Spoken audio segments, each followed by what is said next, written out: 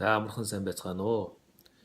Та бүхэнтэй давхар иргэншлийн талаар санал бодлоо солилцъя гэж бодлоо.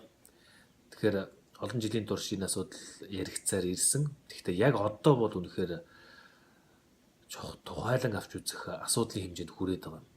Өмнө зүгээр манай Монгол улс бас цөөн хүнтэй жижиг улсын хувьд гадны хүн манай иргэн болж бас үндэсний аюулгүй байдал нөлөөлөхгүй гэсэн айдас эмдэглэл байсан учраас энэ асуудлыг бас авч хэл үздэг байсан баг. Гэтэл одоо яг эсрэгээр нөгөө гадны хүн манайх болгох гэхээсээ илүүтэйгээр өөрсдийнхөө хүмүүсийг үр хүүхдээ бид нар гадаад улсын иргэн болгож алдахгүй гэсэн энэ нөгөө тал руугаа хэлбэж эхлэх болчиход байна.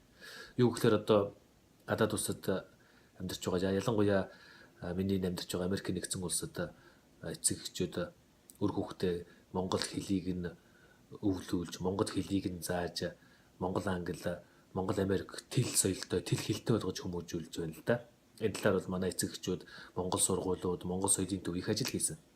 За ингэж монголоор нь хадгалсаар байгаад, ингэж монгол хэлийг нь хадгалсаар байж, ингэж яг монгол хүн гэд болгоод эд ажиллах, сурах насанд нь ирэхээр энэ хүүхдүүдийн хувьд юу гарч ирж байгаа вэ гэхээр аль нэг иргэншлийг сонгох атсан шалаан дээр салаа замын ихэнд хүрч ирж байна. Гэтэл яг тэр хүүхдүүдтэй адилхан сурч хөдөлмөрлөж байгаа одоо солонгос хүний хүүхд ч юм уу, герман хүний, англи хүний хүүхдүүд болохоор ямар ч юм асуудал байхгүй. Хоёр иргэншлийн хоёулангийн сонгоод л явчихж байна. Өөрөөр хэлбэл дэлхийн дивжийн өмнө нээлттэй байгаа гэсэн үг байхгүй тэр хүүхдүүдэд. Манай хүүхдүүд яаж ийм вэ гэхээр аль нэгийг нь сонгох хэрэгтэй болж байна.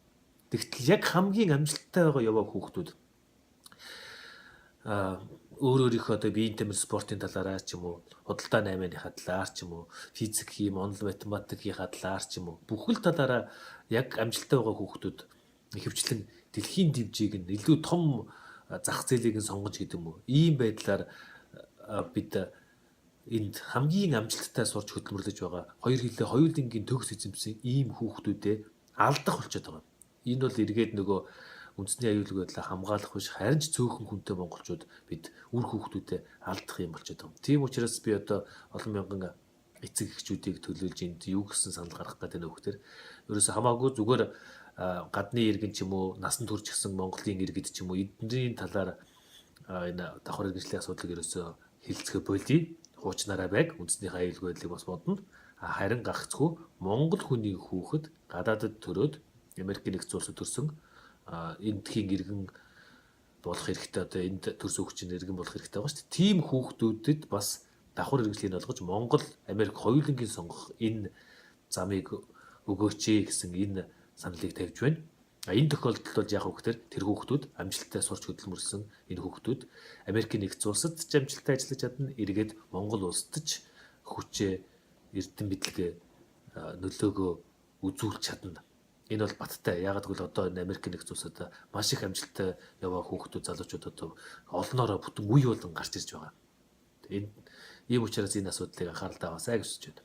За баярлалаа.